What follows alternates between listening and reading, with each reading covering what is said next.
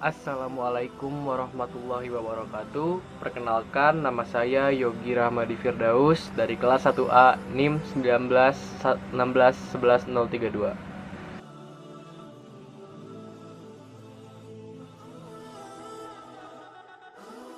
Etos kerja dalam pandangan Islam dapat didefinisikan sebagai cara pandang yang diyakini seorang muslim bahwa bekerja tidak hanya bertujuan untuk memuliakan diri, tetapi juga sebagai manifestasi dari amal soleh dan mempunyai nilai ibadah yang luhur.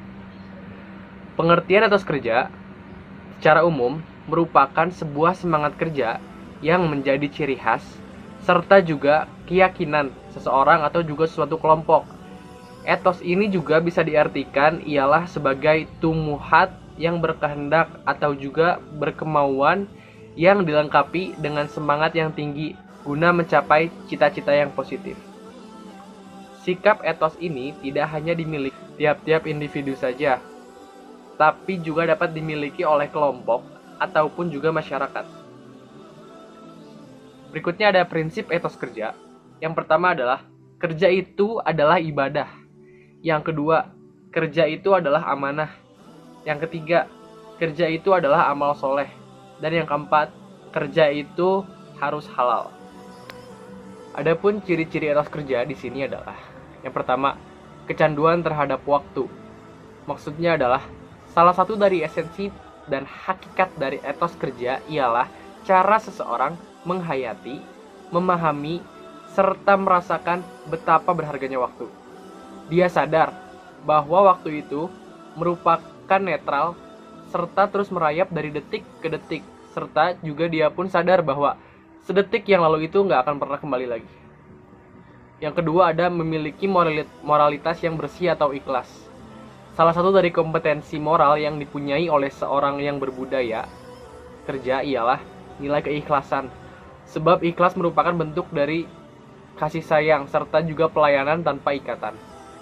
Sikap ikhlas itu tidak hanya output dari cara dirinya melayani, melainkan juga input atau juga masukan yang membentuk kepribadiannya didasarkan oleh sikap yang bersih. Yang ketiga, ada memiliki kejujuran. Kejujuran ini tidak datang dari luar, namun datang dari hati dan pemikiran yang baik. Kejujuran ini bukanlah sebuah keterpaksaan, melainkan kejujuran ini merupakan sebuah panggilan dari dalam sebuah keterikatan. Lalu selanjutnya ada memiliki komitmen. Komitmen itu merupakan keyakinan yang mengikat sedemikian kukuhnya, sehingga terbelenggu seluruh hati nuraninya dan setelah itu menggerakkan perilaku menuju arah tertentu yang diyakininya. Di dalam komitmen itu tergantung adanya sebuah tekad, keyakinan yang menimbulkan bentuk vitalitas yang baik. Lalu adanya kuat pendirian atau konsisten. Konsisten ini merupakan sesuatu yang bersikap taat, pantang menyerah, serta juga mampu mempertahankan prinsip walau harus berhadapan dengan risiko yang membahayakan dirinya. Mereka dapat mengendalikan diri serta juga mengelola emosinya dengan efektif.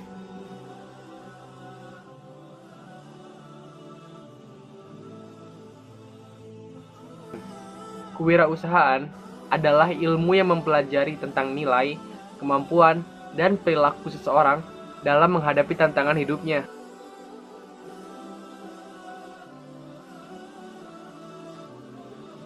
Karakteristik wirausaha. Wirausahawan harus memiliki karakteristik seperti yang pertama adalah jujur. Kejujuran merupakan hal utama jika ingin menjadi pengusaha yang sukses, apalagi jika ingin menjadi pemimpin dalam usaha tersebut. Memiliki karyawan yang jujur akan membuat usaha berkembang dengan pesat. Yang kedua adalah disiplin. Kedisiplinan menjadi salah satu modal utama jika ingin memulai berwirausaha. Memiliki sifat disiplin dapat menggerakkan semangat dan motivasi untuk menjalankan usaha dan pekerjaan sesuai dengan target yang ingin dicapai. Yang ketiga adalah kreatif dan inovatif. Memiliki kreativitas dan inovasi merupakan bagian dari karakteristik berusaha. Kreativitas memungkinkan untuk menciptakan hal yang berbeda, apalagi kreativitas tersebut ditunjang dengan inovasi. Maka usaha yang sedang dijalankan dapat menarik minat para pelanggan. Yang keempat adalah berkomitmen tinggi. Jika Anda dalam berwirausaha memiliki komitmen tinggi, maka usaha akan berkembang dan mencapai kesuksesan. Yang kelima adalah mandiri serta realistis. Salah satu karakteristik yang harus dimiliki ketika berwirausaha adalah mandiri dan realistis, karena ketika berwirausaha itu membutuhkan kemampuan untuk mengambil keputusan dengan cepat. Seorang wirausahawan harus menjadi mandiri dan realistis jika ingin usaha yang digelutinya berkembang dengan pesat. Yang keenam adalah memiliki keterampilan personal. Ketika terjun berwirausaha harus memiliki keterampilan personal. Hal ini dikarenakan Anda harus mampu mencari, memanfaatkan setiap peluang, berkomunikasi, dan mampu bekerja sama dengan berbagai pihak agar dapat mengembangkan usaha yang sedang dijalani. Untuk mendukung arah pengembangan wirausahawan, ada beberapa peran dan fungsi dari ilmu kewirausahaan, yaitu yang pertama, ilmu kewirausahaan memiliki peran dan fungsi untuk mengarahkan seseorang bekerja secara lebih teratur serta sistematis dan juga terfokus dalam mewujudkan mimpinya. Yang kedua, mampu memberi pengaruh atau motivasi pada diri seseorang untuk bisa melakukan sesuatu yang selama ini sulit untuk ia wujudkan namun menjadi kenyataan. Yang ketiga, mampu memberi inspirasi pada banyak orang bahwa setiap menemukan masalah, maka di sana akan ditemukan peluang bisnis untuk dikembangkan. Artinya, setiap orang diajarkan untuk membentuk semangat atau solving problem. Yang keempat, nilai positif yang tertinggi dari peran dan fungsi ilmu kewirausahaan pada saat dipraktikkan oleh banyak orang, maka angka pengangguran akan terjadi penurunan dan memperingan beban negara dalam usaha menciptakan lapangan pekerjaan. Fungsi dan peran wirausaha juga secara umum dibagi menjadi dua, yaitu dalam sisi pendekatannya, yaitu ada mikro dan makro. Dari mikro itu dibagi dua, ada inovator dan perencana. Nah, keduanya itu saling berhubungan dan akan mengakibatkan kesuksesan. Lalu yang makro itu perannya adalah menciptakan kemakmuran, meratakan kekayaan dan kesempatan kerja yang berfungsi sebagai mesin pertumbuhan perekonomian suatu negara. Assalamualaikum warahmatullahi wabarakatuh. Sebelumnya perkenalkan, nama saya Ganti Fitriani Adawiyah, NIM 191611101. Di sini saya akan menjelaskan poin selanjutnya dari bab etos kerja dan kewirausahaan, yaitu menjelaskan nilai profesionalisme dalam Islam dilihat dari sifat Nabi Muhammad SAW. Yang pertama adalah sifat sidik atau jujur. Sifat jujur ini telah diajarkan dalam Islam melalui Al-Quran dan Sunnah Nabi. Secara sederhana, jujur itu dapat diartikan membenarkan apa yang benar dan menyalahkan apa yang salah. Sebagai contoh, suatu organisasi, komunitas, himpunan, dan kelompok apabila memiliki pengurus yang tidak jujur atau bahkan pemimpinnya yang tidak jujur, maka sebuah itu akan hancur. Dan di sudut lain, contohnya seorang preman misalnya, atau misalkan seorang pengedar narkoba sekalipun ingin memiliki orang-orang yang dapat dipekerjakannya atau partner-partner kerjanya yang memiliki nilai kejujuran. Dan selanjutnya di contoh yang paling besar di suatu negeri atau suatu bangsa, apabila tidak tertanam nilai-nilai kejujuran pada wakil-wakil rakyat, maka bermunculan garong-garong berdasi yang lambat laun mengakibatkan terampasnya kesejahteraan rakyat di negerinya sendiri. Innama yaftaril kazibal ladzina la yu'minuna bi ayatillah wa ulaika humul kazibun. Sesungguhnya yang mengada-adakan kebohongan hanyalah orang yang tidak beriman kepada ayat-ayat Allah, dan mereka itulah pembohong.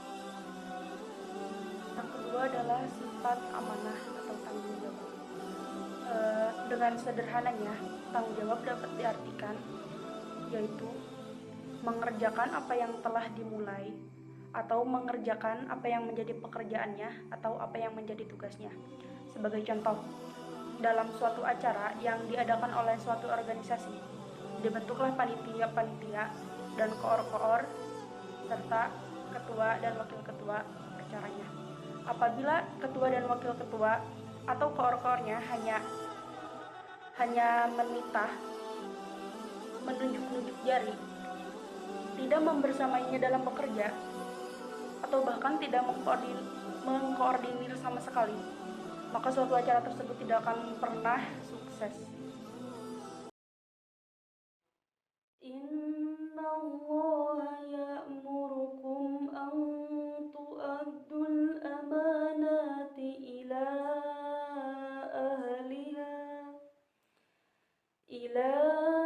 ahliha wa idza hakamtum bainan nasi an tahkumu bil 'adl.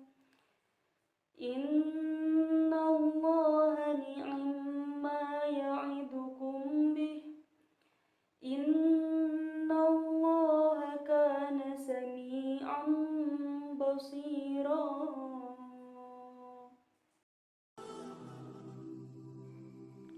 Sungguh, Allah menyuruhmu menyampaikan amanat kepada yang berhak menerimanya. Dan apabila kamu menetapkan hukum di antara manusia, hendaknya kamu menetapkannya dengan adil. Sungguh, Allah sebaik-baik yang memberi pengajaran kepadamu. Sungguh, Allah Maha mendengar, Maha melihat. Yang selanjutnya ada sikap komunikatif dan transparan atau tadi. Mengapa sifat ini penting? Karena yang pertama, dapat memudahkan menjalin kerjasama.